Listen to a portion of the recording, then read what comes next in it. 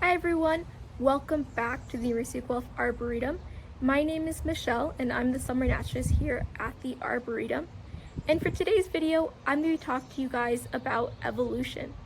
So whenever you go out into nature and you see all these different plants and animals, and you observe how these organisms function and appear differently from one another, this is all a product of evolution. But what is evolution? Evolution is the change in characteristics within a population over time. Now, these characteristics that are changing have to be heritable for this to be considered evolution, meaning that it's passed down from parent onto their offspring. And this change will usually happen across multiple generations. Now, this change in characteristics usually has some sort of positive benefit for this organism within its environment. So this characteristic might be favorable because it allows an organism to survive or reproduce better. And to get a better idea of evolution, let's take a closer look at some examples that you can find right here in the Arboretum. Survival oftentimes will influence evolution. And one really interesting way to see how survival can influence evolution is by taking a look at evolutionary arm races. Evolutionary arm races are situations where two organisms will evolve different traits in response to each other. Predator-prey interactions will sometimes lead to evolutionary arm races, and bats and moths are actually a really good example of this. So bats in this scenario are predators of moths. They are insectivores, meaning that they love to eat different insects, but oftentimes they tend to eat moths. And moths, being the prey item, were feeling a lot of negative pressure from the bat hunting it. The way a bat hunts and navigates is actually through the use of echolocation. Echolocation involves a bat emitting high-frequency noises into an environment. And as those high-frequency noises move through the environment, they'll hit objects and they might hit prey items. And when they hit those objects, they will create little echoes that the bat's able to hear and interpret. Now, the moths initially were pretty disadvantaged by this because since the bat hunts at night in the dark, they couldn't see or hear the bats coming, so they were pretty easy prey. And so in response to all this negative pressure that the moths were feeling, they actually evolved the ability to hear a bat echolocate. And having the ability to hear the bat meant that the moth was able to maybe move out of the way or maneuver itself differently to evade predation. Some moths have actually gone a step further and will create clicking noises to deter bats or keep them off their trail. And so when a bat starts using its echolocation to find moths, some moths will start creating clicking noises which will confuse or deter the bat from eating it. The bats in turn may try to use different frequencies to echolocate, or they might change the way they go about using echolocation. And so you can see how these two organisms are evolving different traits in response to each other. Both of them want something. The bat wants to eat the moth doesn't want to be eaten, and so they're responding to each other's evolutions. But survival isn't the only thing that will drive evolution. Generally speaking, organisms don't just only want to be able to survive in a given environment, they also desperately want to be able to reproduce and spread their genetics back into their population. Oftentimes when we talk about evolution, the term survival of the fittest gets used. And this term, survival of the fittest, people a lot of the time think means that only the strongest and biggest individuals will go on to survive to their reproductive age and have the ability to reproduce.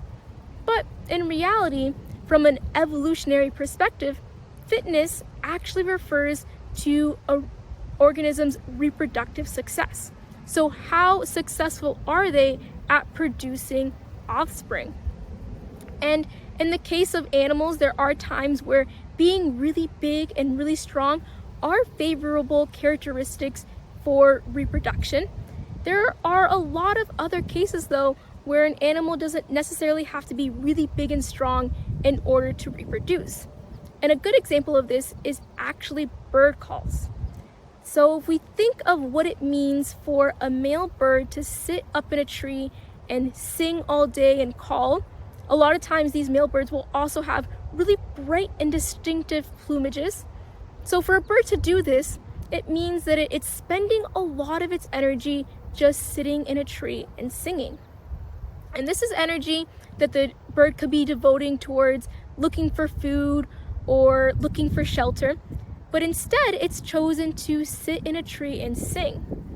And having really bright and distinctive plumage along with singing all day brings a lot of attention to that bird. And so that might mean that this bird is so fit, is so healthy, that it is able to utilize a lot of its energy towards not surviving, and it's able to attract a lot of attention to itself and still evade predation. So these might all be signals to a female that this individual is really healthy and really fit. Now, generally speaking, in the animal kingdom, males are trying to gain the attention and favor of females for reproduction. And that's because if we think of back to our bird example, females tend to have to put the largest amount of investment for reproduction. So for reproduction to occur, females are the ones who are creating the eggs, and oftentimes they're the ones who are incubating and raising the young. The males might in some cases help to incubate the eggs, and they might help feed and raise the young, but generally speaking, the females are the ones with the highest investment to pay. And what that means is the female has to consider, if it's going to put in all of this time and energy towards reproduction, it really wants to make sure it's doing this with a mate that's going to create the healthiest offspring. It doesn't want to have to waste all of this time and energy with a mate that's going to produce offspring that maybe don't survive or maybe aren't very healthy. So the female's able to be really picky, and they require the males to show off just how fit they are.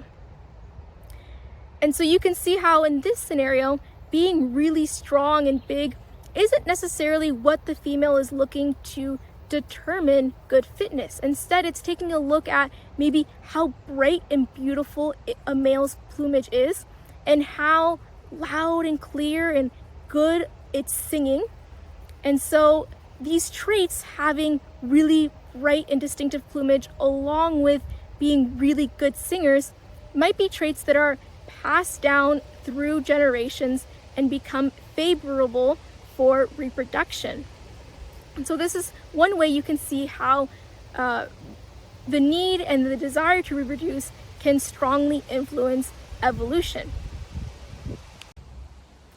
When we take a look at things through an evolutionary perspective, we can gain some insight on why certain organisms have different life strategies than others.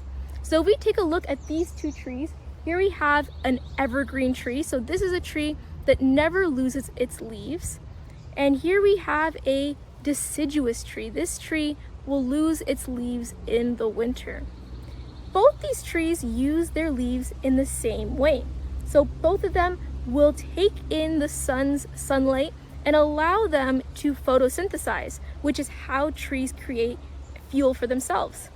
Both of these leaves will take in carbon dioxide and release oxygen into the environment, but these trees have different adaptations for the same problem in their environment.